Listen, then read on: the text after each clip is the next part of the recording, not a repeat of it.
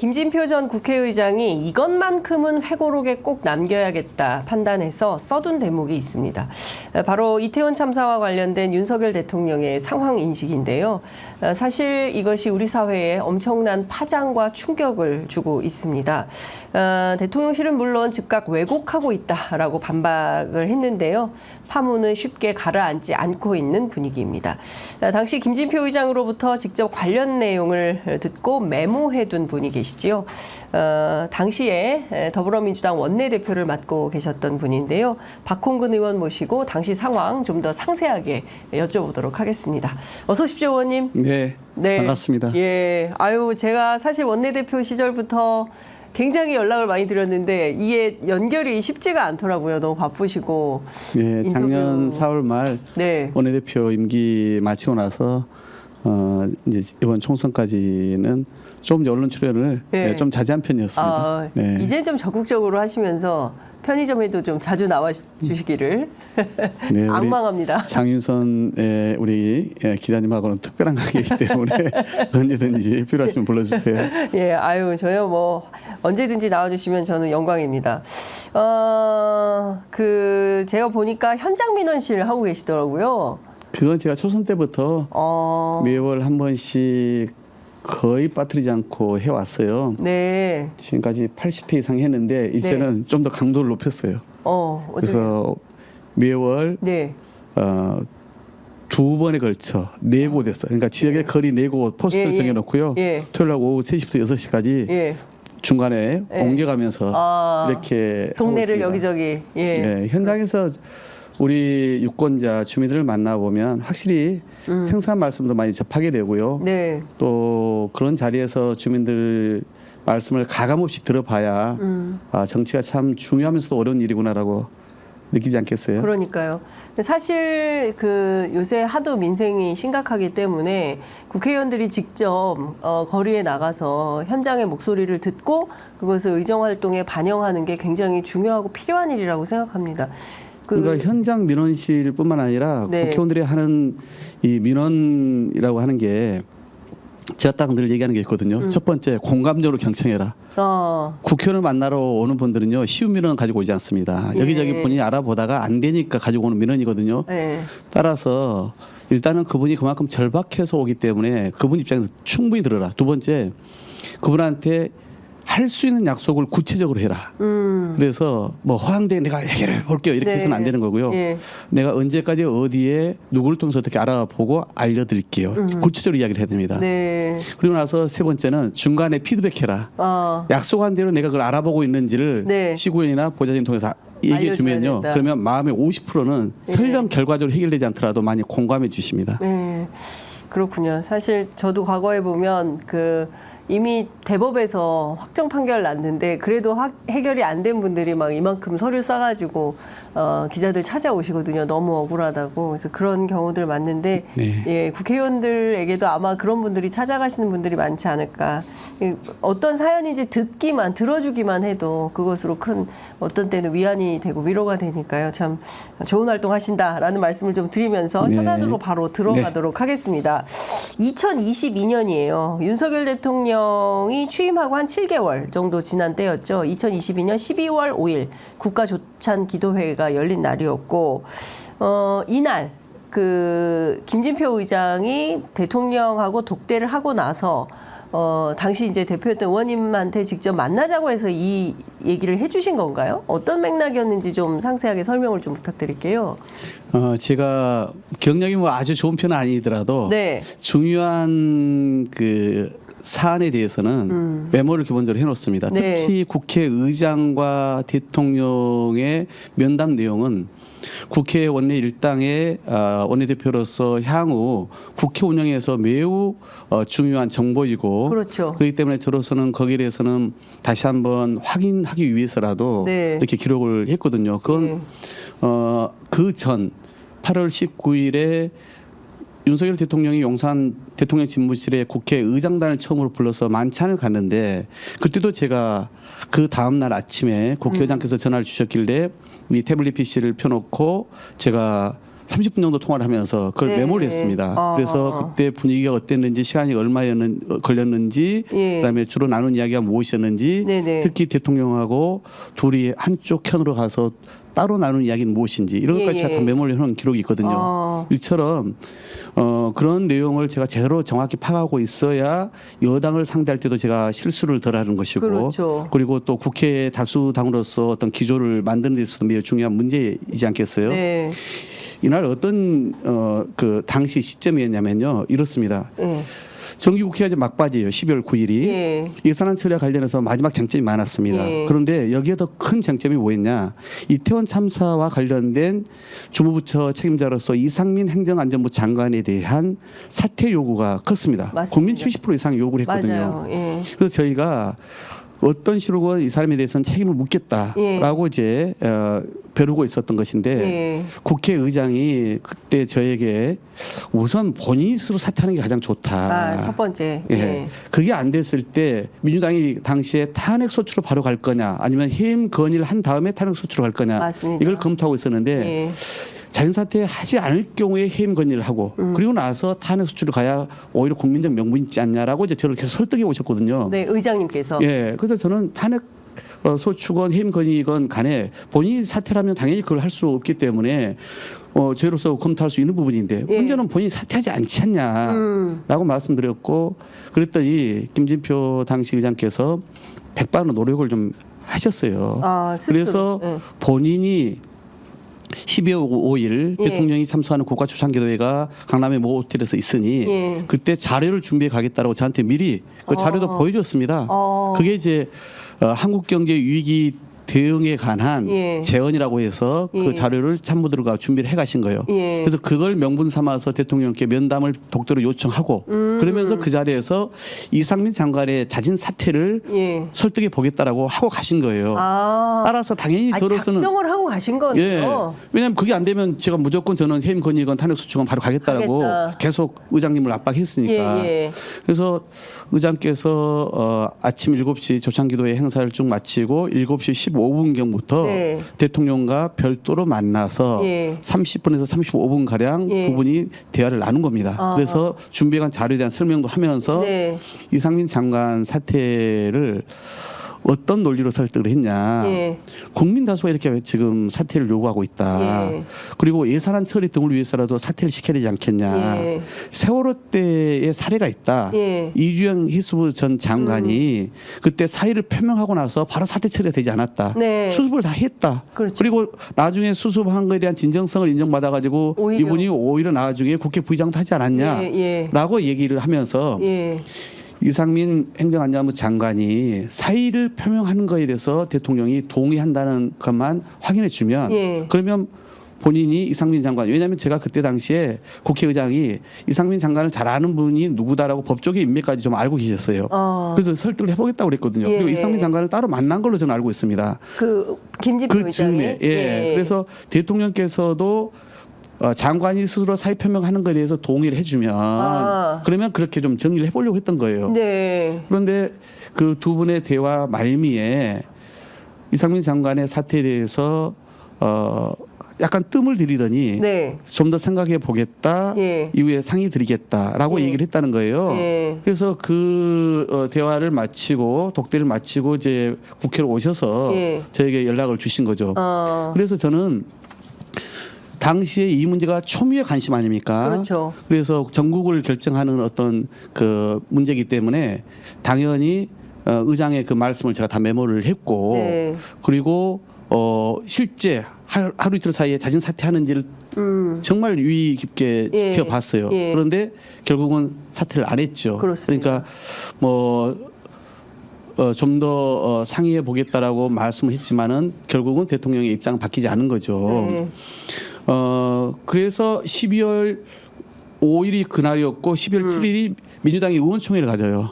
그래서 그 자리에서 제가 예. 이제 이런 상황까지 판단하고 나서 자진 사퇴는 어렵겠구나. 네. 최종적으로 제가 그렇게 판단하고 나서 해임 건의를 그때 예. 민주당의 당론으로 결정을 합니다. 그렇습니다. 그리고 바로 발의를 합니다. 예. 그래서 그 다음 주 12월 11일 본회의에서 예. 해임 건의를 처리하거든요. 예. 그랬더니 12월 12일 날 대통령의 반응이 나오죠.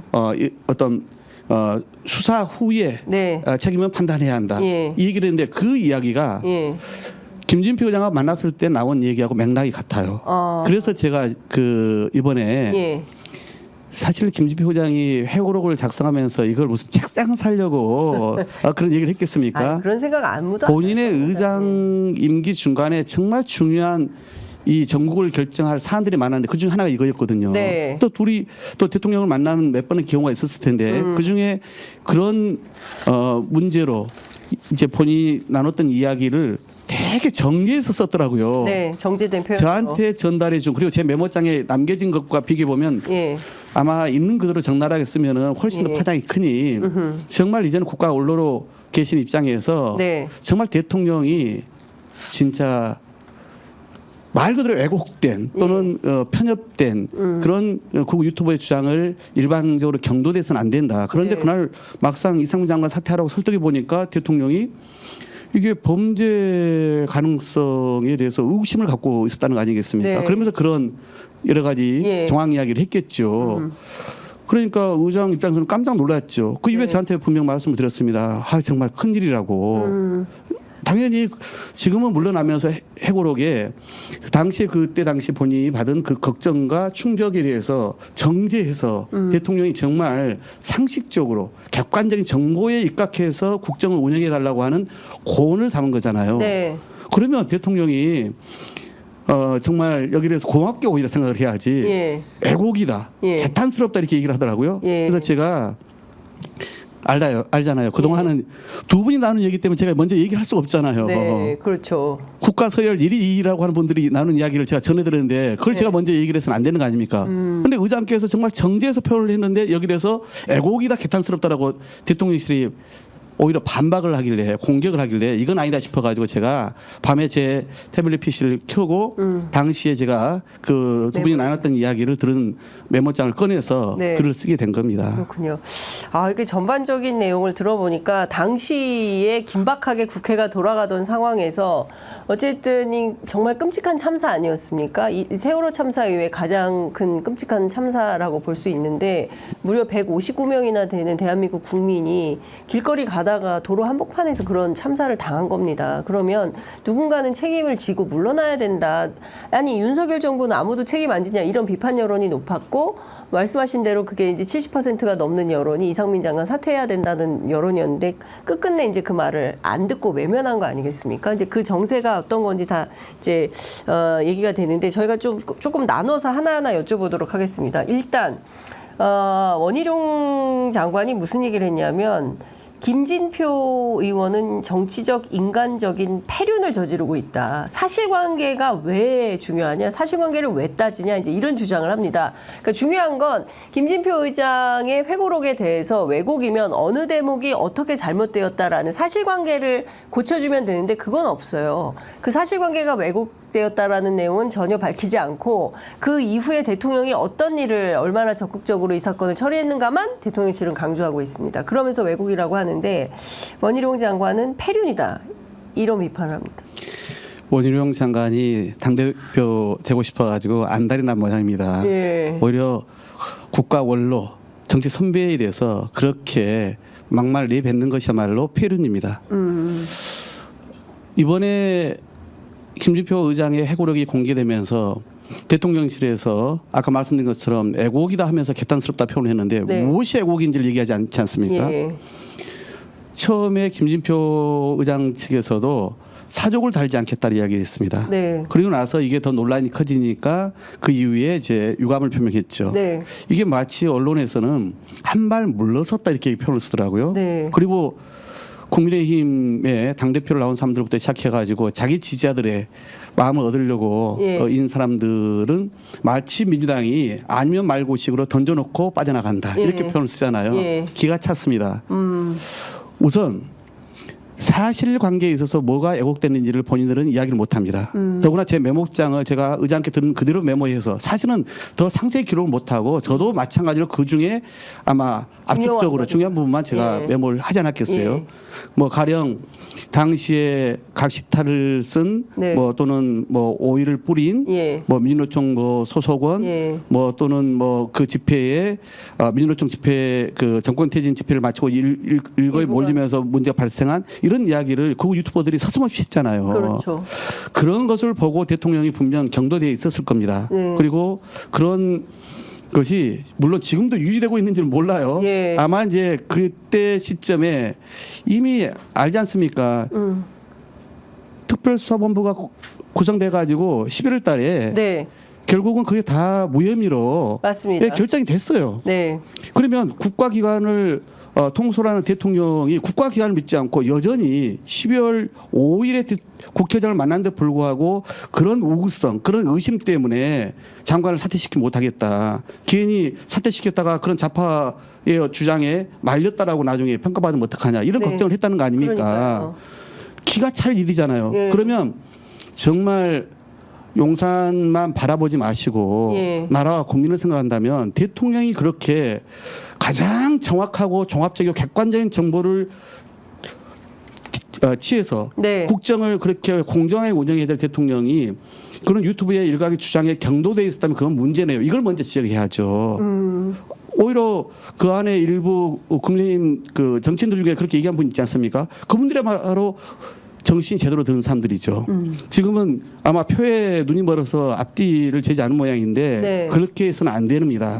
그리고 김진표 의장이 유감을 표명한 건요. 예. 사실관계에 대해서 본인이 뭐가 잘못됐다 얘기하지 않지 않습니까? 예. 오히려 되게 정제돼서 표현을 썼기 때문에 그리고 본인은 더 그것도 꾹꾹 눌러서 썼기 때문에 이런 공격에 대해서 되게 속으로는 화가 나겠지만은 아마 딱 이걸 겁니다. 두 분이 나눈 이야기를 회고록에 쓴 거에 대해서는 본인이 좀 마음에 걸린 게 있을 거예요. 네. 보통은 이제 그런 정상 간의 대화도 서로 합의됐을 때 또는 어떤 규정에 네. 이제 충족이 있을 때 공개하지 않습니까? 예.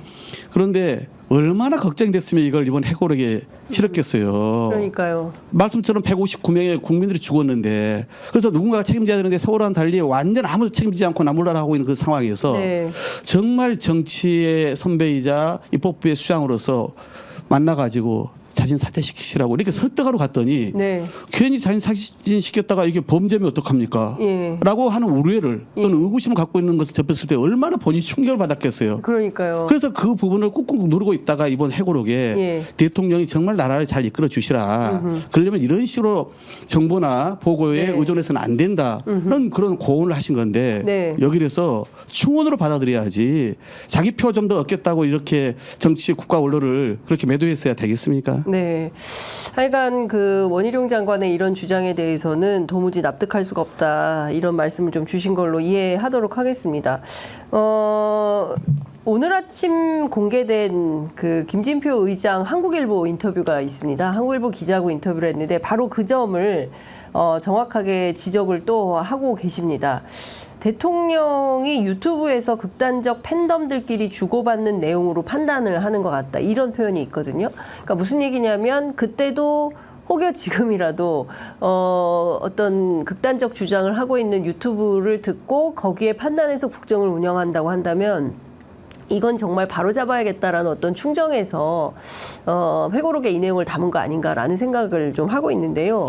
아니 박근혜 전 대통령이 최순실 등 권력을 사유한 그런 집단으로부터 소위 국민이 부여한 주권을 그렇게 하면서 네. 결국은 국민의 심판을 받지 않았습니까? 네. 그런데 그런 사적 카르텔은 아닐지라도 네. 정말 공적 체계를 통해서 보고받고 판단해야 될 대통령인데 그렇지 않고 정말 편협하고 왜곡되고 극단적인 그런 주장들을 먼저 네. 귀담아 듣는다면 이건 국민과 국가의 안위에 영향을 미칠 수 있는 문제 아니겠습니까? 그렇죠.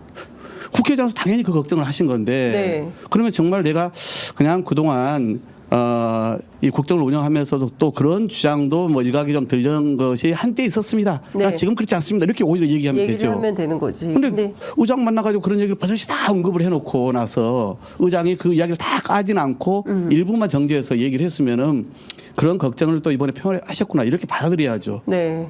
제가 뭐 언론인들한테 저도 역지대를 해보면 네. 대통령실에서 가이드라인을 대통령이 주지 않았다 이 문제에 대해서 이런 얘기도 나온단 말이에요. 가이드라인이요? 그러니까 이 문제와 관련해서 예. 대통령이 당시에 무슨 말을 했는지 안 했는지 예. 또는 대통령이 여기 대해서 어떻게 대응하라고 하는 예. 그런 이야기를 예. 정확히 주지 않아서 그냥 참모들이 하고 있다 이런 이야기를 이제 그 출입 기자들이 저한테 해요. 물론 예. 그건 뭐 제가 확인한 건 아닙니다만은. 네네네. 그러니까 가이드라인을 진짜 안 줬다라면 왜 그러겠어요? 사실은 부인하지 못하기 때문에. 네. 다만 둘이 서로 믿고 나눈 예. 이야기를 폭로했다. 공개한 것에 대해서는 불쾌한 이런 거 예. 아니겠습니까? 예. 그러니까 이제 이런 것 같아요. 대통령실의 입장은 그래서 바이든 날리면 시즌 2 아니냐 이제 이런 얘기가 또 나오는 건데요. 그러니까 있었던 사건을 그대로 인정을 하고 수습을 하는 방식이 아니라 있었던 일을 없었던 일로 만드는 과정에서 왜곡이다, 뭐 개탄스럽다 이런 주장을 하면서 사실을 오히려 반대로 좀 돌리려고 하는 거 아니냐라는 비판도 가능할 것 같은데요.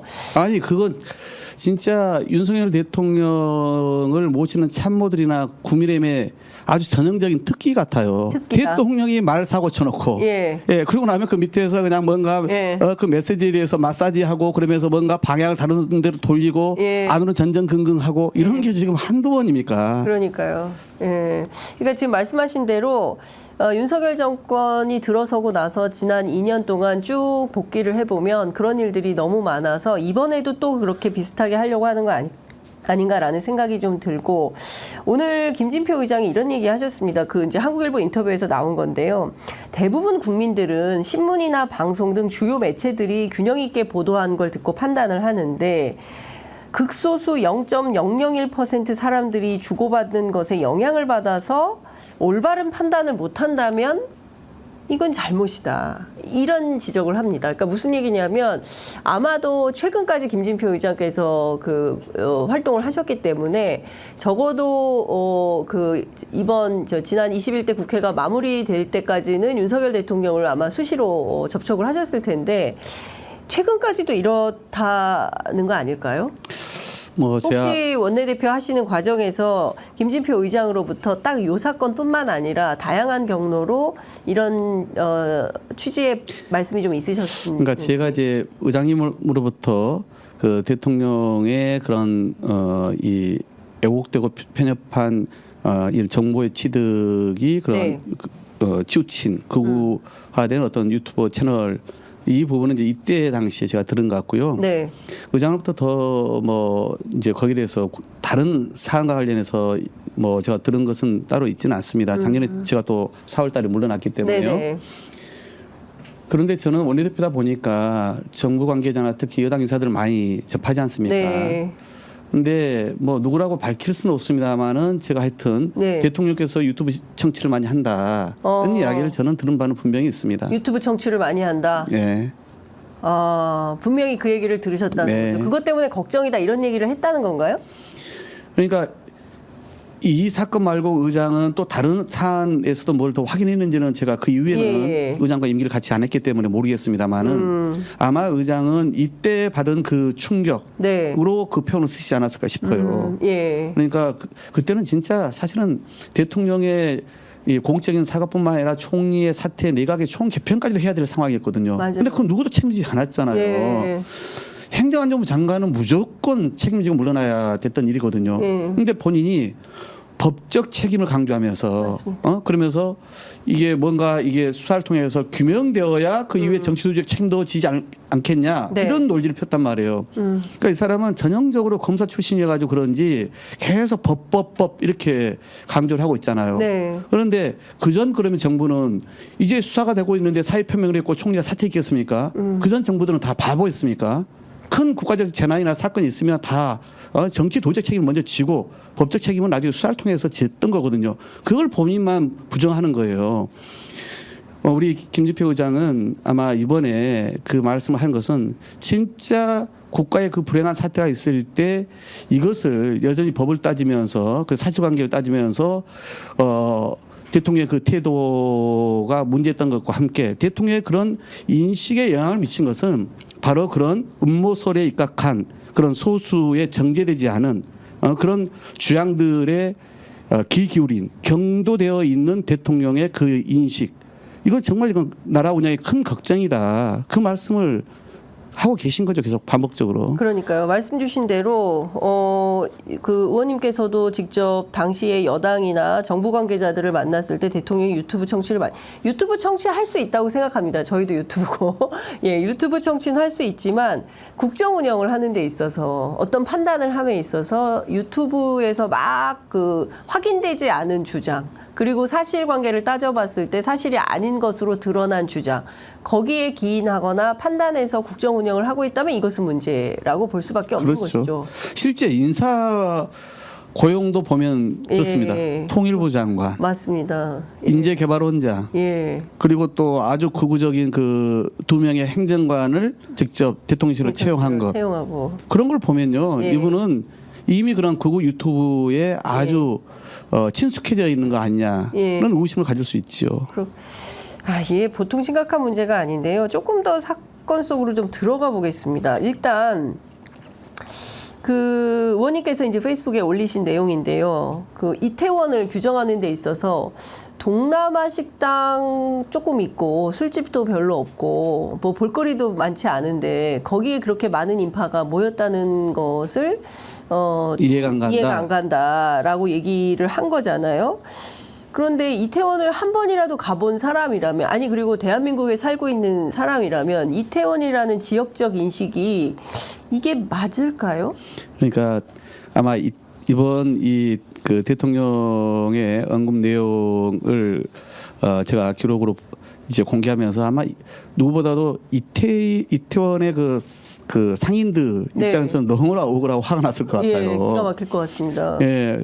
되게 또 대한민국을 상징하는 그런 장소 중에 한 곳인데 그냥 동남아 쪽에 그 메뉴를 파는 식당 뭐나 좀 일부 있고 뭐 볼거리도 뭐 별로 없는 그런 곳 정도로 그냥 이태원을 그냥 폄훼하시잖아요. 그러니까 이태원에 대한 이해도가 일단은 무척 떨어져 있었다. 이게 첫 번째 그 워딩 내용 중에서 제가 확인할 수 있었던 부분이죠. 그러니까 실제 그 할로윈 축제가 어떤 분위기에서 얼마나 많은 인파가 코로나 전에 몰렸는지 이걸 전혀 모르고 계셨던 것 같아요. 그러니까요. 그리고 저희가 뭐 준비된 사진을 조금 보여드릴 텐데요. 그 12월 5일 날 그 저희 기도회 장면입니다. 저희 보면 마스크를 다 쓰고 있어요. 그러니까 저 때만 하더라도 실제로 아직은 코로나 그 전국이 끝나지 않은 거고 마스크가 해제되고 나서 집합 금지가 해제되고 난 첫 번째 대중 그 어떤 행사 같은 거였기 때문에 굉장히 많은 언론들에서 수많은 인파가 몰릴 거다.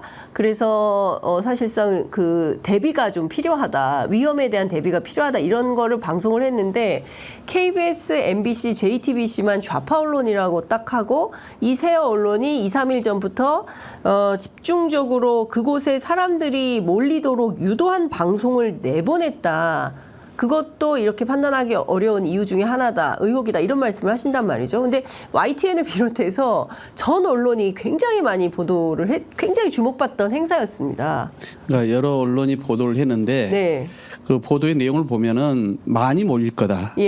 그러면 당연히 그런 보도를 알고 있었으면은 대비를 해야죠. 경찰 인력을 더 대비하고 그렇습니다. 구청에다 더 지도를 하고 이래서 그런 안전사고가 없도록 해야 되는 것이 당연히 대통령과 중앙정부가 해야 될 일이잖아요. 근데 이 탓마저 그런 언론들이 2, 3일 전부터 너무 보도를 많이 해가지고 사람들이 그렇게 유인됐다, 몰렸다, 몰리게 했다 이런 거 아닙니까? 근데 거기서 우리가 눈여겨봐야 될 표현은 좌파 언론이라는 거예요. 그렇습니다. 사실은 우리가 좌파 언론, 우파 언론이라는 표현을 씁니까? 근데 좌파 언론이라는 표현을 주로 누가 씁니까? 극우 유튜버. 유튜버들이 쓰고 있죠. 그러니까요. 그래서 대통령이 여전히 국정 운영의 어떤 판단 기준을 딱 그렇게 보는 거예요. 동지와 적. 동지와 적. 그다음에 피아. 선과 악. 여전히 이런 이분법적인 구도를 보면서 그 유튜버들은 늘 그런 걸 가지고 갈등과 혐오를 부추기는 거 아니겠습니까? 예. 그러니까 언론에 대해서 딱 이렇게 이분법적으로 예. 구분을 하면서 좌파 언론 네. 이런 식으로 접근을 하고 있다는 것이 그런 극우 유튜버적 사고에 머물러 있다는 것이 매우 충격적이죠. 그러니까 그때는 KBS가 좌파 언론이었는지 모르겠지만 지금은 좌파 언론이라고 할 수 없는 거 아니겠습니까? 그래서 지금 방송 장악하려고 지금 언론 예. 지금 탄압하면서 지금 지금 저 방통위원장 내세워가지고 별짓을 하고 있는 거 아니겠습니까? 그러니까요. 근데 지금 의원님 당시를 좀 저희가 복기를 해보면 그때 국회 행안위 소속이었던 국민의힘 이만희 의원도 앞서 말씀해주신 그런 비슷한 음모론을 제기하지 않았습니까? 뭐 토끼머리띠를 쓰고 뭐 각시탈 마스크를 쓴 청년이 뭐 길바닥에 아보카도유를 뿌리고 근데 그 아보카도유가 실제로 확인해본 결과 그 병은 비슷한데 아보카도유가 술병입니다. 그 진빔이라는 예. 어떤 위스키병 아니었습니까? 네. 이제 그런 게 확인이 다 됐는데도 당시에 그런 음모론적 사고를 굉장히 얘기하면서 심지어 북한 개입설까지 제기를 하지 않았습니까? 그러니까 이 80년 5월 광주부터 시작해서 이재명 대표 그 개입설도 있었어요. 이재명 대표 개입설도 있었어요. 예, 제가 당시의 기억에는 별 주장들이 다 쏟아졌거든요.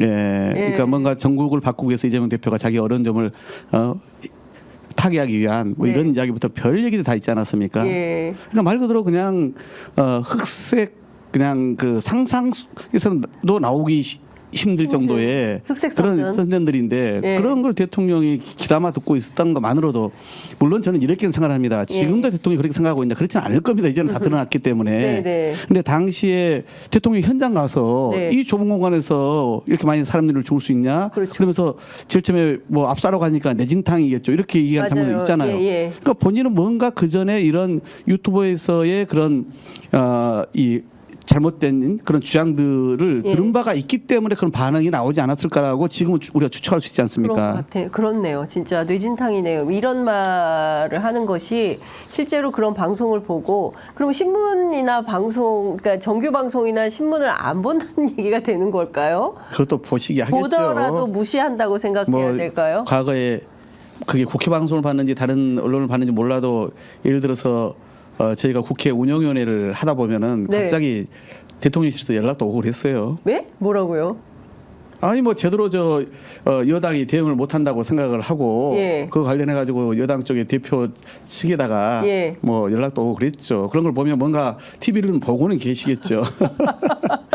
연락 와서 똑바로 대응해라, 잘 싸워라, 뭐 이런 주문을 했다는 건가요? 그러면? 제가 더 자세한 얘기는 안 하겠습니다. 야, 오늘은 거의 뭐 다른 이야기니까. 그런 예. 정도까지라고 한다면 이게 심각하다라는 생각이 좀 드는데요. 사실 의원님 당시 생각해 보면 너무나 충격적이었습니다. 더 충격적인 것은 우리가 위패도 영종도 없이 그리고 또 대통령이 나흘간 그 추모를 하러 갑니다. 그리고 심지어 근조 리본도 거꾸로 뒤집어서 달게 하지 않았습니까? 총리실 지침으로 내려가서 이런 것들을 보면 이태원 참사와 관련해서는 기이한 일들이 너무 많이 벌어졌어요. 그래서 이거 사실관계가 좀 필요하다. 왜 이렇게 했는지. 근데 모든 책임이 예컨대 대통령의 인식 속에서 이것이 어떤 좌파 언론 몇 개 언론이 막 그쪽으로 사람들을 몰고 민주노총이나 뭐 이게 관계자들이 집회 끝나고 몰려가면서 예컨대 그 사건을 만든 것처럼 조작한 것처럼 그런 인식을 갖고 있었다라고 한다면 지금이라도 대통령이 왜 그런 생각했는지 설명이 필요한 거 아닙니까? 그러니까 아까 말씀드린 것처럼 예. 저는 대통령이 당시에 그런 극우 유튜버들에서 주장하는 것에 일부 경도돼서 네. 그런 의구심을 당신은 가졌던 것은 분명해 보입니다. 저는 그렇게 보고요. 네. 다만 이제 이것과 함께 그러니까 하나는 이제 소위 음모론 뭔가 이것은 배우가 있어. 뭔가 이 상황을 이 사건을 만들려고 하는 뭔가 그런 세력이 있어. 아하. 이런 범죄성으로 접근하는 게 예. 검사 출신으로서 우선 그렇게 예. 그런 이 그 음모론에 네네. 먼저 귀가 열리지 않았을까 싶고요. 예. 물론 그걸 보니 100% 음모다 이렇게 얘기하지는 않았죠. 예. 그런 이야기에 기울였고 그래서 의장을 만났을 때 네. 그런 범죄 의구심에 대해서 표현을 썼던 것이고 네. 이것만으로도 저희는 매우 심각한 거 아니겠습니까? 이게 공적 체계와 보고에 의존하지 않고 그런 거에 경도돼 있었다면 네. 두 번째는 지금도 똑같은데 책임 떠넘기기예요.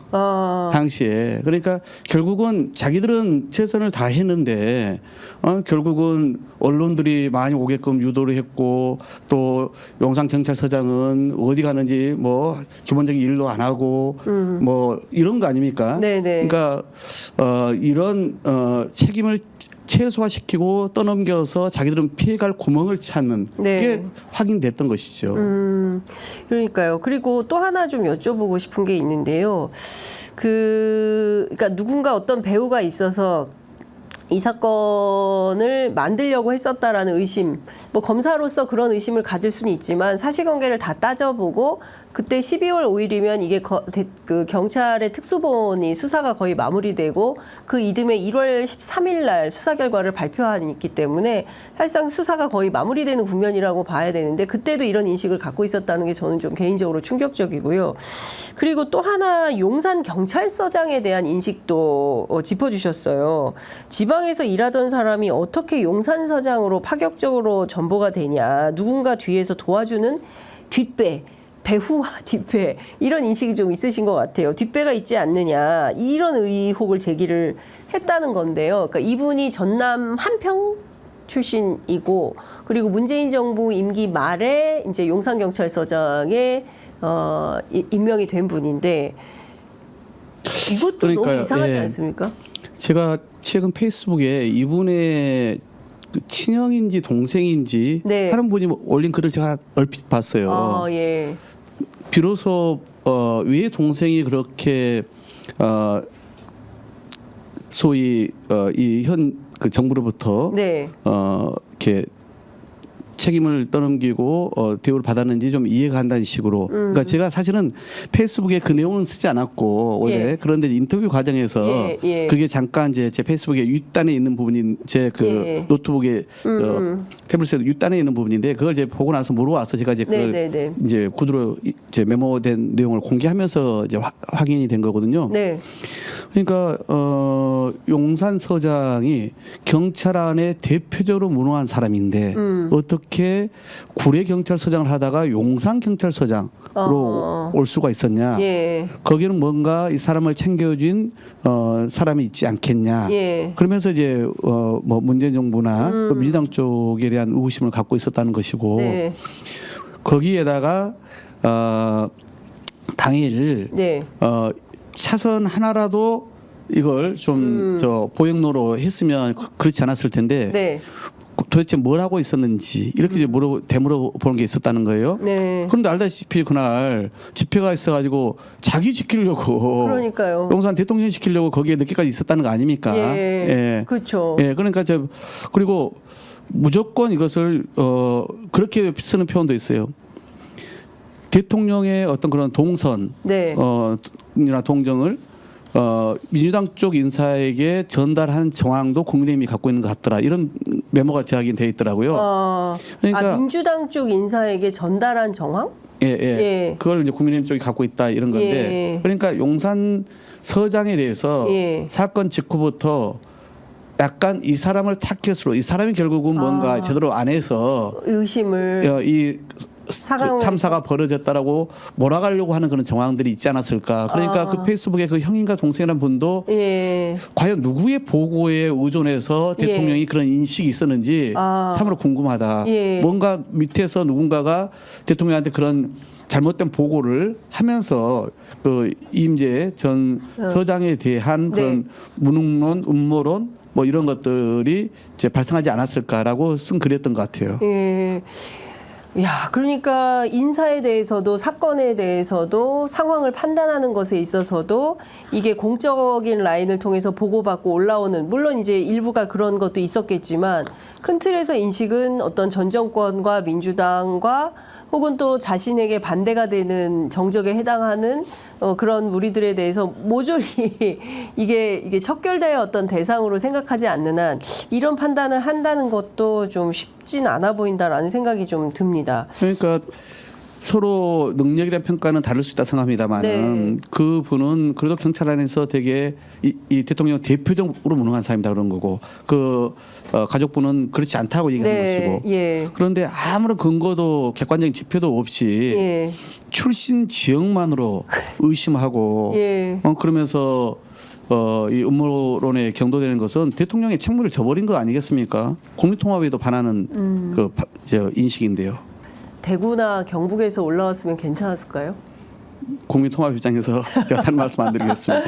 아, 정말 충격적이다라는 생각이 좀 듭니다. 그러니까 여전히 아직도 이런 인식을 갖고 있다는 게, 그러니까 지역에서 근무하는 분들은 계속 지역에 있어야지, 지역에서 열심히 활동해서 성과를 인정받아서 올라왔다거나 아니면 뭐 서울이나 지역이나 돌아가면서 순환 근무를 할 수 있다거나 이런 인식이 없는 거잖아요. 어떤 특혜를 받았기 때문에 구례경찰서에서 근무하던 서장이 용산까지 올 수 있었다. 뭔가 백이나 뭘 썼기 때문에 가능한 거다. 이런 인식 아닙니까? 예, 보통은 경찰들이 지방 일선 서장을 하고 네. 다시 본청이나 예. 시도 경찰청으로 예. 와서 일을 하지 않습니까? 예. 네, 이분이 기본적으로 순환보직 아닙니까? 예, 이분이 이제 구례 경찰서하고 용산이라고 하는 데로 왔다는데 예. 용산에 대통령실이 그쪽으로 옮길 줄 이분이 어떻게 내다보고 용산서로 왔겠어요? 진짜 그러니까요. 정말 그러네요. 그리고 자기가 가고 싶다고 해서 무조건 보내줍니까? 그러니까요. 예. 그러니까 진짜 대단한 인식을 갖고 있다 이런 생각을 안 할 수가 없네요. 또 하나 김진표 의장이 사실은 대표님하고 당시에 수시로 굉장히 이제 현안에 대해서 의논을 많이 하고 했는데 이런 표현이 있습니다. 당시 대통령의 상황 인식에 대한 놀라움을 토로한 바 있다. 그러니까 김진표 의장이 요거 말고도 다른 어떤 대통령의 인식에 대해서 굉장히 놀라움을 금치 못하는 이런 장면들이 있었다라고 표현을 하셨는데요. 이를테면 또 공개되지 않은 뭔가가 있을 것 같은데 어떤 것들이 있는 겁니까? 제가 따로 들은 바는 없습니다. 그래요? 그때는 가장 크게 예, 이태원 참사는 이런데 처음에 화된 그런 쟁점이 예. 이태원 참사를 둘러싼 책임론의 문제였기 때문에 네. 그거 외에 작년 저는 4월 말에 이제 임기를 다했기 때문에 네. 그 이후에 또 대통령과 직접 접하면서 어떤 상황인식에 대한 네. 그런 논란이 있었는지 모르겠습니다만은 하여튼 저는 그때 네. 그걸로 지금 기억을 하고 있습니다. 그렇군요. 예. 그 이명박 정부에서 복지부 장관 지낸 진수희 전 장관 있지 않습니까? 이분이 여의도 연구원에서 당시에 이상민 장관 경질 보고서를 올렸는데 대통령이 격려하면서 어떤 땡땡이 이걸 올렸어 이렇게 했다는 거예요. 물론 대통령실 이거 사실과 다르다 이렇게 반박을 했고 당시에 여의도 연구원장이었던 그 김용태 의원 같은 경우는 경질 보고서는 아니었다 이제 이런 얘기를 하고 있긴 하지만 진수 의원 저도 오랫동안 알고 지내지만 이분이 이런 걸로 거짓말하시고 이럴 분은 아닌데 격려한 건 사실인 거거든요. 예, 그렇기 때문에 이런 얘기를 한 거다라고 또 방송에서 얘기를 하고 있는데. 그분은 참 격노하는 것이 몸에 배어 계셔서 격노 안 하고 사실 때가 언제랍니까? 그러니까 이 땡땡 저 땡땡에 너무 자주 등장하는 거 아닙니까? 그러게 말입니다. 글쎄 저도 사실관계야 제가 알 수 네. 없는 상황입니다만 네. 그래도 대통령이 이상민 장관을 보호하고 수호하는 것이 자기 정권 안위의 마지노선으로 그동안 생각해 온 거 아닌가요? 여러 가지 측면에서 보자라면은. 그러니까 저도 그게 궁금해서. 예. 그러니까 그런 점에서 이상민 장관을 지키기 위한 여러 가지 논리 또는 상황과 명분을 어떻게 만들어 왔냐라고 보면은 답이 나오지 않겠어요? 아까 얘기했던 유튜버들의 그 논리도 괜히 잘랐다가 나중에 범죄가 드러나면은 내가 얼마나 야당의 그냥 일방의 주장에 무릎 꿇은 그런 무능한 사람으로 평가받겠냐 이런 생각을 할 수 있는 거 아닙니까? 그런 것처럼 이상민 장관에 대해서 끊임없이 감싸 안아왔잖아요. 그러니까 정치 도적 책임은 나중이다. 법적 책임을 제하되기 때문에 그러면 수사 결과가 드러나야 당신이 책임이 있는지 없는지 확인되어야 하지. 그때 국무위원회 회의 가서도 그러잖아요. 뭐 아무나 책임지면 뭐 어떡하나 이런 식으로 네. 본인이 얘기를 하잖아요. 그러니까 대통령은 국정의 무한 책임이라는 것 그리고 국민의 마음을 우선 다독거리고 안아야 한다는 것을 전혀 모르는 분인 거예요. 네. 여전히 그냥 수사의 칼날에 모든 것을 기대고 가는 상황으로 보여지지 않습니까? 그러니까 저는 참 우리가 불행한 대통령을 만나가지고 이 고생을 하고 있다 생각해요. 그 예를 들어서 그때 당시에 김진표 의장님께서 이 내용을 공개했더라면 그러면 어떻게 됐을까요? 근데 아까도 이야기를 했지만은 네. 김진표 의장 입장에서는 대통령과 그 전에 8월달 국회의장단과 만났을 때도 원래 1시간 반 예상하고 들어갔는데 3시간 동안 만찬을 했다는 거 아니에요? 네. 그래서 뭐 개헌 이야기부터 시작해가지고 네. 뭐 노동연금 교육개혁 문제 그다음에 몇 가지 이야기를 했더라고요. 네. 그때는 되게 서로 의장단하고는 좀 협조적 분위기였던 모양이에요. 그리고 그 이후에 이제 공간도 근처로 이제 이렇게 예. 왔고 예. 해서 좀 더 이제 소통이 좀 된다고 생각을 하셨을 거예요. 그러니까 윤석열 대통령이 김진표 의장에 대해서는 신뢰를 갖고 있었던 것 같아요. 예. 그러니까 당일날 아침에 예. 국가조창 기도회를 마치고 의장과 아마 예. 그냥 자기 속내를 그냥 털어놨겠죠. 그런데 그걸 이제 의장께서 이렇게 공개할 줄은 몰랐을 거다 예. 이런 거 아닙니까? 예. 그러니까 공개해서 당황한 거네요. 김진표 의장 대통령 입장에서는 이제는 진짜 자기가 더 정치를 하실 분도 아니고 오로지 나라만 생각하실 이제 원로이신데 예. 그러면 대통령이 앞으로 더 이상 지금도 그러고 있다면 더구나 안 되는 일이고 네. 당시도 그렇게 해서는 안 될 일이었다라고 정말 원로의 입장에서 이야기할 수 있는 거잖아요. 네. 다만 이제 공개한 거에 대해서 믿고 얘기를 한 건데 네. 공개한 거에 대해서는 이제 불쾌할 수는 있죠. 그런데 저는 그 부분하고 네.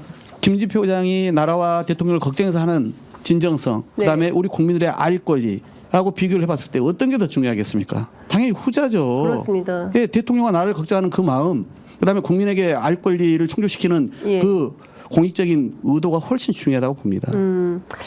그 말씀하신 그 맥락인 것 같습니다. 그 김진표 의장이 오늘 그 인터뷰에서 이런 얘기를 했어요. 윤석열 정부의 너라고 말할 수 있는 정치인들이 여당에서 나와야 된다. 그리고 윤석열 대통령도 그 사람들 그런 사람들, 그러니까 본인에게 노라고 하고 이제 비판하고 이런 사람들이 실제로 나한테 도움이 되는 사람이라고 판단해서 받아들이는 게 제일 중요하다. 그러니까 이를테면 김진표 의장이 지적하고 싶은 것은 이런 대목인 것 같습니다. 본인이 판단하는 것이 다 옳다고 생각할 것이 아니라 비판하는 사람들의 목소리도 좀 듣고 이런 노력이 필요한 거 아니냐라는 거거든요. 그리고 그 틀에서는 지금 윤석열 대통령에게 바른 소리 하는 사람이 없는 게 문제다. 이제 이런 인식을 얘기를 했는데 민주당은 끊임없이 바른 소리를 하고 있지만 안 듣고 있고. 그 본인은 그걸 바른 소리라 보지 않고 나쁜 소리라고 생각했죠. 그러니까요. 나쁜 소리라고 듣고 나를 공격하는 거라고 생각을 하는 것 같고요. 그러면 이제 여당 안에서라도 대통령이 그렇게 하시면 안 됩니다라는 어떤 그 진심 어린 그 얘기를 근데 사실은 유승민 의원 이런 분들도 하고 있는 거 아닙니까? 그러니까 본인이 평생 이런 엘리트 검사로 살아와서 그런지 몰라도 남의 쓴소리를 받아들이지 않는 것 같아요. 제가 원내대표 네. 하면서 사실 저에게도 해동 제한이 없었겠어요. 대통령실에서. 예, 뭐 직접적으로는 아니면 예. 정부 인사나 여당 인사를 통해서. 그래서 저는 그때 이재명 대표가 이제 당선돼가지고 야당의 이제 소위 당 대표시기 때문에 우선 당연히 야당의 대표를 먼저 만나야 한다. 더구나 이재명 대표 그때 공개 제안까지 했단 말이에요. 맞습니다. 근데 그 절차와 순위를 건너뛰고 제가 만날 수는 없지 않습니까? 근데 제가 들은 바로는 네. 대통령께 박홍근 원내대표하고 한번 만나보는 게 어떠냐라고 이야기를 했을 때 대통령의 첫 반응이 네. 입만 열면 자기 공격하는 사람 또 자기 부인에 대해서 문제를 삼는 사람 이렇게 인식을 했다고 제가 어디서 전해 들었어요. 야당의 원내대표가 당연히 여당과 달리 대통령과 또 참모들이나 정부의 잘못된 것을 지적하는 게 그 일 아닙니까? 그렇습니다. 근데 그렇게 인식하고 있다는 것과 또 하나는 아마 이번에 국회의원이 한 분은 되셨고 한 네. 분은 두 분한테 다 되셨네요. 예. 자기의 이제 수석으로 참모를 예. 했었던 분들이 국회 운영위에 나와가지고 예. 국정감사에서인가요? 그때 뒷자리에 앉아가지고 우리 야당 의원의 질의하는 시각에 예. 웃기고 있네라고 필담을 나눴어요. 네. 제가 거기에 대해서 무척 강하게 항의하고 예. 정회까지 벌어졌는데 이때도 마찬가지입니다. 대통령이 그걸 직접 봤던지 아니면 보고를 받았던지 하면은 가서 정중히 사과해라 이렇게 하고 수습해야 되잖아요. 그렇죠. 근데 자기 사람을 왜 더 지키지 못하냐라고 여당 쪽에다 이 얘기를 하는 상황이 돼서는 안 되잖아요. 예.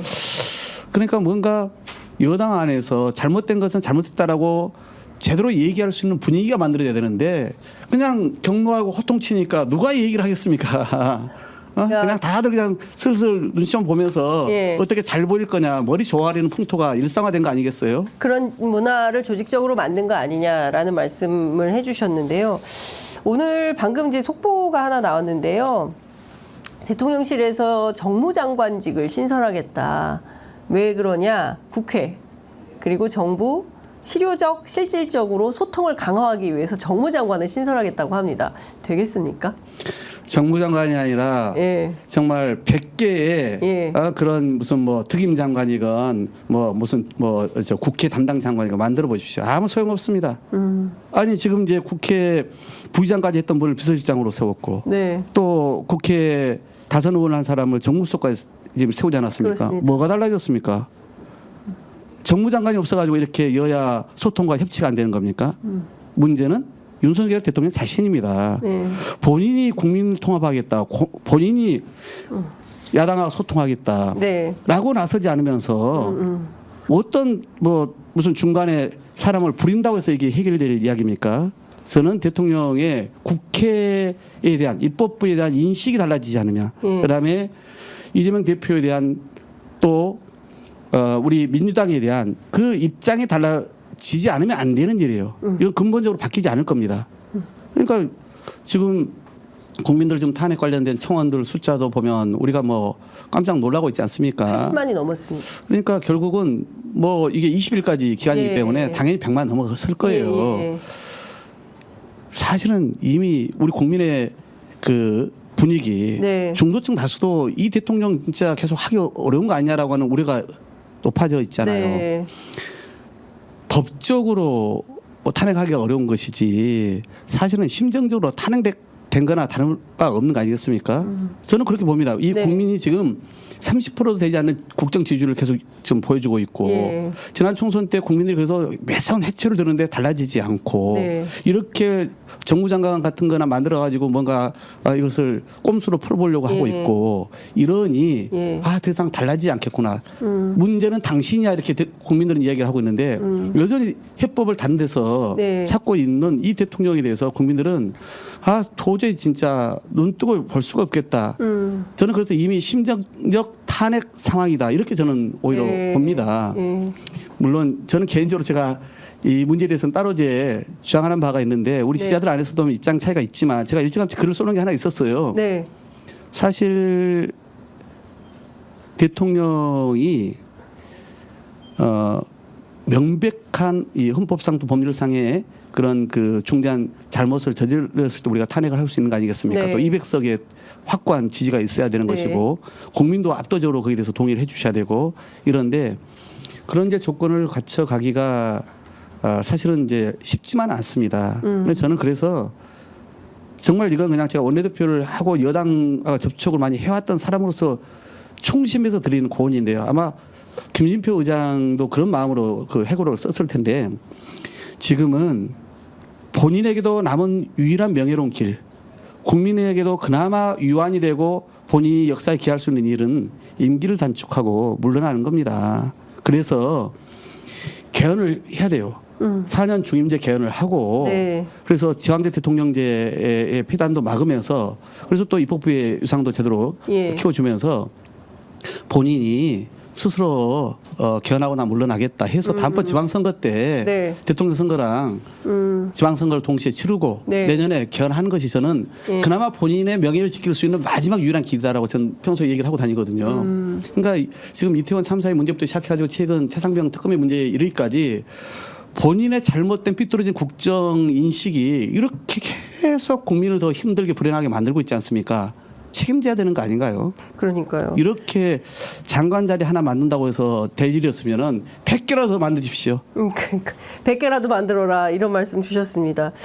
그 민주당에 대한 인식이 이런 것 같습니다.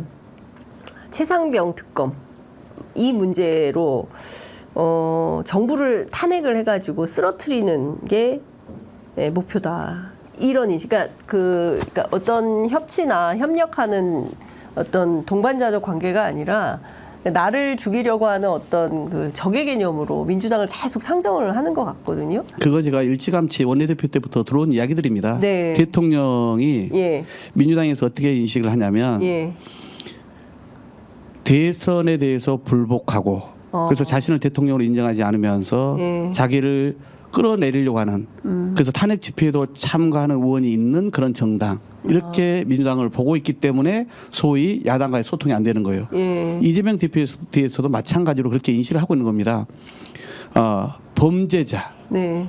그래서 이렇게 재판을 받아야 될 사람과 예. 내가 어떻게 그 사람을 만나냐. 그 사람을 만나는 것 자체가 면죄부를 주는 거 아니냐 이렇게 인식이 있었어요. 네. 이 민주당과 이재명 대표에 대한 인식이 또아리를 단단히 틀고 있다 보니 예. 한치도 그동안 소위 예. 대통령과 이재명 대표의 해동을 하자 해도 꿈쩍도 안 했던 것이고 예. 민주당에 대해서도 여전히 예. 그렇게 부정적으로 그냥 바라봤던 것이죠. 예. 이 인식이 안 바뀔 거예요.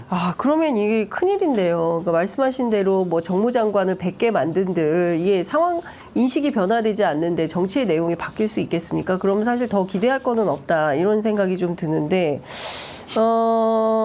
어쨌든 임기가 이제 지금 3년이 남아 있는 상태고 이제 앞서 임기 단축밖에는 대안이 없는 거다라고 말씀 주시지만 제가 취재해본 바로는 대통령은 임기를 단축할 생각이 1도 없다라는 것이고요. 그러니까 오히려 예. 이번에 당대표 하겠다고 나오는 분들이 네. 그런 고언을 하면 얼마나 좋겠어요. 그런데 찍소리 하나 못할 거 아닙니까? 오로지 전부 다 그 예, 대통령 어떻게 하면 더 잘 우리가 지키겠다. 옆에서 뭐 잘 보필할 거냐. 절대 안 된다. 그렇게 얘기하면서 그냥 예. 표만 얻으려고 하는 거잖아요. 예. 저는 진짜 대통령이 역사와 국민들에게 마지막으로 할 일이라고 생각해요. 네. 안 그러면 결국은 이제 국가는 더 혼란과 갈등 속에 빠져들 것이고 탄핵 요구는 더 거세질 수밖에 없지 않겠습니까?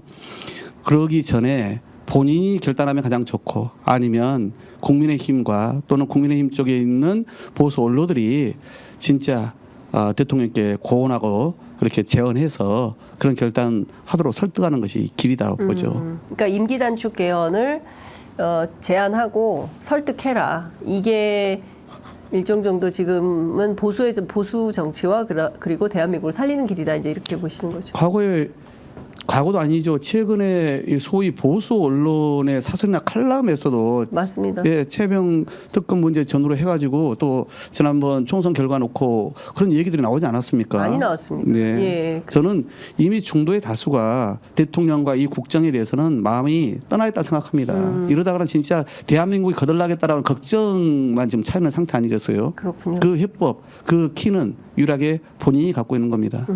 끝으로 이것 좀 여쭤보겠습니다. 일단 민주당에서는 이 사건 전말에 대해서 윤석열 대통령이 직접 설명을 해야 된다. 그리고 이태원 유가족들에게 사과해야 된다라고 요구하고 있습니다. 특조위도 빨리 구성을 해서 조사에 착수해야 된다라는 주장인데요. 하실까요? 지금 대통령실이 이제 노코멘트 하겠다 이렇게 나오지 않았습니까? 네. 이 얘기가 이제 더 커지면 커질수록 본인들에게 불리하다 생각을 했겠죠.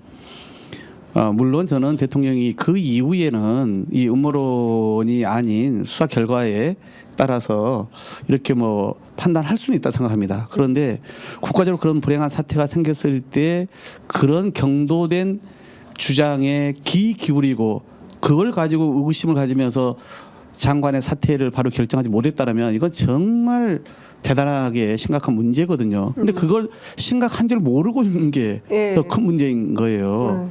그래서 그런 인식을 갖고 있기 때문에 뭐 보나마나 여기 대해서 사실을 밝히거나 본인이 직접 또는 뭐 사과를 하거나 그럴 거라 보이지 않습니다. 그러니까 우리로서는 하루라도 속히 특조위를 구성해서 네. 이런 당시에 전반적인 이런 음모론의 문제에 이르기까지 국민 앞에서 낱낱이 밝히기 위한 그런 활동을 전개해 나가는 것이 급선무라 보여집니다. 이제 시간이 다 돼서 마무리를 해야 되는데요. 하나만 여쭤보겠습니다. 오늘 운영위가 있고요. 내일 이제 국회 본회의 열어서 방송사법 그리고 최혜병 특검법 그리고 김홍일 위원장에 대한 탄핵안 이 세 가지가 처리될 예정으로 알려져 있는데요. 김홍일 방통위원장 탄핵안은 내일 보고가 되는 거고요. 예. 그리고 나면 이제 72시간 이내에 처리를 해야 되는데 뭐 이미 이동관이 이 먹튀를 한 경우가 있었기 때문에 보나마나 이번에 보고가 되고 나면 72시간 이내에 사퇴하지 않겠냐 이런 이제 추측이 나오고 있는 거고요. 그다음에 이제 방통위법이 사실 그동안 여러 가지로 문제점이 있습니다. 그래서 제가 그걸 포함해서 이제 방송사법을 올리는 건데 당연히 이 또한 저희가 처리를 한다 생각을 하고 있고요.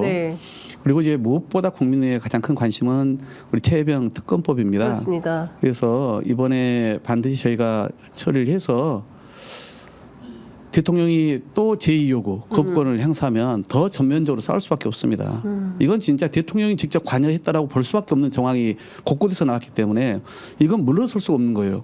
말 그대로 화를 스스로 키운 자초한 일이거든요. 매를 스스로 벌지 않았습니까? 그냥 그때 당시에 아이고 저는 그냥 이 사안에 대해서 마음은 아픕니다만 그래도 군 통수권자로서 군의 기관에서 내가 이렇게 얘기를 했는데 그게 내가 불찰이었습니다. 내가 그렇게 관여해야 할 일이 아니었는데 정말 국민 여러분 그리고 유족과 희생자께 죄송합니다라고 정중히 고개 숙이면 될 일인데 끝까지 지금 본인은 발뺌하고 자기가 관여한 것들을 다른 사람들 내세워서 막고 있는 거 아니겠습니까? 이건 대통령의 자격이 없는 것이죠. 여기에 대해서는 국민들이 정말 비타협적으로 저는 이거 심판해야 될 일이다라고 보고 있기 때문에 또 거부권을 요구하면 더한 일도 국회가 해야 된다라고 생각합니다. 더한 일이 뭐가 있습니까? 국회가 할 수 있는 일이. 그건 뭐 국정조사도 있고요. 또 뭐 우리가 아마 여러 가지 지금 법률이 허용할 수 있는 여러 가지 저희는 대응할 수 있는 카드가 있을 거다 봅니다. 알겠습니다. 아유, 1시간이 훅 지나갔습니다. 벌써 11시 3분 지나고 있는데요. 오늘 처음 출연해 주셨는데 너무 뜨겁게 인터뷰해 주셔서 조만간 또 모셔서 저희가 여러 정치 현안들에 대해서 여쭤볼 수 있는 그런 기회가 마련되기를 기대해 봅니다. 오늘 말씀 잘 들었습니다. 감사합니다. 네, 수고하셨습니다.